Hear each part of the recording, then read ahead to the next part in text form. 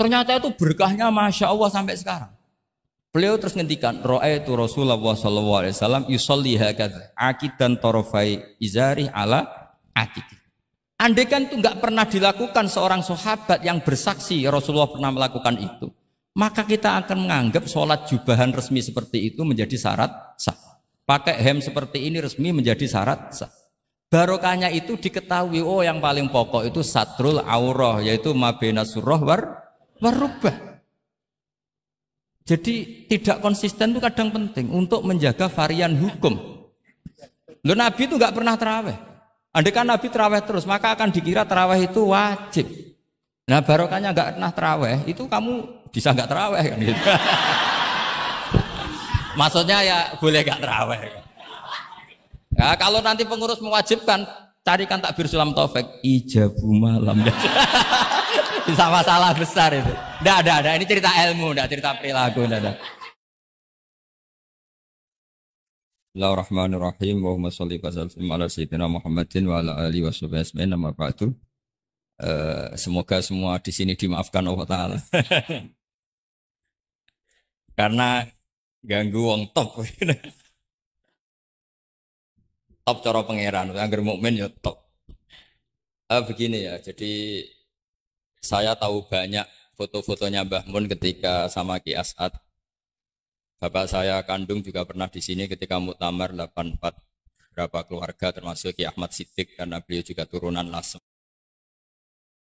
Yang jelas kenangan kita dengan Ki As'ad itu banyak dari bapak, dari guru. Kemudian beliau juga ngaji di Stogiri. Saya juga dapat keluarga Stogiri, banyaklah hal-hal. Tapi yang saya pastikan memaklumatkan diri sebagai Ma'had Ali itu entah keangkuhan, entah jujur. Karena Ali itu maknanya kelas tinggi. Kelas tinggi itu bisa kelas tinggi ilmunya atau kelas tinggi ya macam-macam. Tapi saya beri contoh. Ini ya, Wahid, kan masih kecil, tak panggil Wahid sesuai. Ini tak beri contoh. Ini kitab Minhajut Thalibin. Ini saya belajar tak takriri sampai seperti ini. Ini bisa dilihat. Hampir di semua kitab saya, kitab-kitab induk, entah itu fikih, entah ihya, entah hikam, itu pasti ada takrirannya. Karena tadi saya sudah komplain sama Pak Khairuddin. Keputusan fikih udah ada khilaf itu gak keren kata saya itu. Karena bawaannya fikih itu khilaf. Saya beri contoh ya.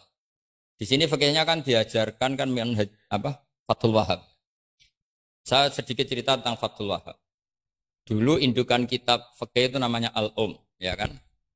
Dikarang katanya, dikarang oleh Imam Syafi'i. Sebenarnya enggak dikarang, diimlakkan. Ini pakai bahasa Ma'had Ali, kelas tahqiq. Kalau bahasa umum kan kitab dikarang Imam Syafi'i itu salah besar. Karena di situ masih ditulis qala Imamunas Syafi'i. Yang benar itu amla alainas Syafi'i, diimlakkan oleh Imam Syafi'i, ditulis oleh beberapa muridnya. Yang paling masyhur kalau kitab itu Imam Muzani. Sebenarnya di situ ada Imam Buaiti, ada Imam Robi, tapi yang paling telaten itu Imam Muzani. Sehingga kitab itu dinisbatkan pada Imam Muzani. Di beberapa itu juga ada yang dengan tanda kutip ditinggalkan oleh Imam Muzani. Disebut Infiradul Muzani anis Syafi'i. Kemudian setelah jadi Mukhtasarul Muzani, ini saya tanpa menyiapkan materi loh, karena sebetulnya saya sudah minta Gus Azaim hanya ngisi di pengajian umum, karena sudah saya kapok ke sini. Kapoknya itu bukan karena mangkel, tapi nggak ada perkembangan. Jadi hafal Quran itu keharusan seorang faqih, baru hafal 4 aja diceritakan. Memang ini ngawur sekali itu sebetulnya. Memang normalnya seorang faqih memang hafal Quran. Enggak boleh hanya berapa? 4. Enggak meyakinkan. Nah, Mukhtasarul Muzani itu ada beberapa hal yang beliau beda dengan Imam Syafi'i. Kemudian disarai namanya kitab Nihayatul Matlab fi Dirayatil Madhab oleh Imam Haromen. Saya punya kitabnya dan tak pelajari. Oh, ini maklumat. Bukan niat sombong, ini niat cerita fakta. Nihayatul Matlab fi Dirayatil Madhab. Kemudian Imam Haromen punya murid alim alamah yang saat itu belum suka tasawuf. namanya Imam Ghazali.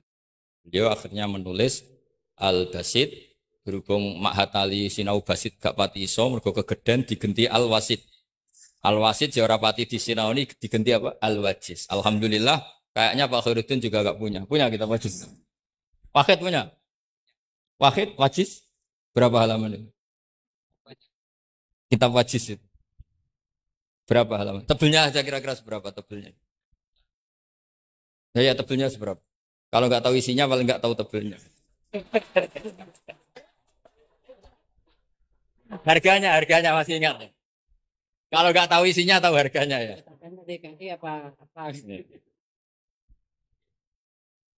Iya, ya, ingat ya. Kalau uang ingat ya. Jadi bawaannya orang nggak bakat soleh itu kalau uang itu ingat. Terus setelah itu diringkas lagi sekaligus ada kritik tertentu, komplain tertentu disebut al-muharrar.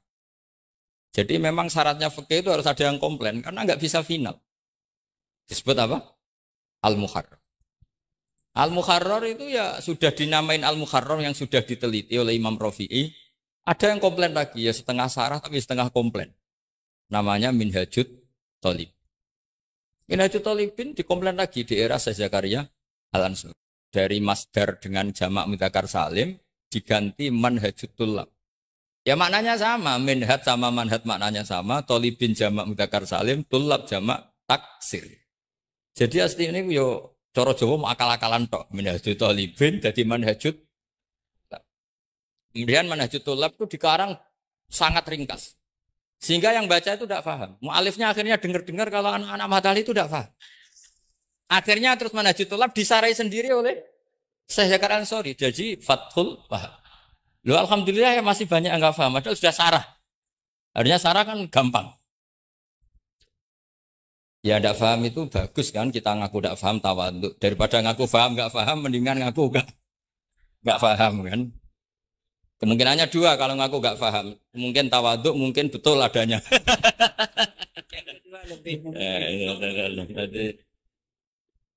Nah saya cerita sedikit tentang kenapa fikih itu harus ada dan selalu ada khilaf. Karena itu masalah furu'iyah. Apa? Saya beri contoh, ini kitab Minhajut Thalibin. Dan saya punya catatannya banyak. Oh sampai gini, sampai sarah-sarahnya punya. Catatannya ya banyak. Saya bangun tidur aja bisa, saking seringnya belajar. Dan saya alhamdulillah tidak punya masalah ingatan. Jadi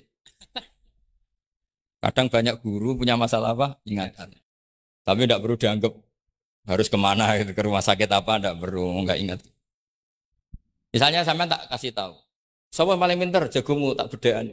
Yang namanya sujud misalnya. Sujud itu apa coba? Secara lughat. Wat'ul jabhah alal ardi. Sehingga Imam Rafi'i berpikir sujud itu asal ada wat'ul jabhah alal ardi ya sah adanya. Dan beliau mengklaim, ini saksinya Pak Khairuddin ini, wasabe as-sujud wa aqalluhu mubasyaratu ba'di jabati musallahu. Ya. Beliau hanya mengatakan wala yajibu wat'u yadaihi wa rukbataihi wa qadamaihi fil azhar. Wala yajibu. Ini kalau enggak percaya, kapan baca? Maksud tarahum bisa ya? Coba baca. Wala yajibu supaya wat'u yadaihi pakai nada Indonesia, jangan nada negara sebelah coba. Wala yajibu waruk bataihi wa qadamaihi fil ard. Jadi menurut Imam Rafi'i ketika sujud itu tidak harus watul yad, tidak ada watul rukbah, tidak ada watul. Nah, karena secara lughat yang namanya sujud itu ya seperti itu, watul jab. Dan sujud itu sudah dikampanyakan sedemikian rupa bentuk apa ketertundukan tertinggi yaitu dengan watul jab. Artinya posisi kepala di bawah pantat. Tapi terus Minhajut Thalibin, padahal Imam Rafi'i ketika ngarang itu menyebut fil adhar dalam kitab Al-Muharrar. Terus kultu kata Imam Nawawi al-adhar wujubuhu. Ya masyhur kan karena Imam Nawawi berdasar riwayat umirtu an asjuda ala sabati al-zumin al-jabha wal yaden warukbaten wal qadam. Saya baca lagi ya umirtu an asjuda ala sabati al-zumin apa al-jabha wal yaden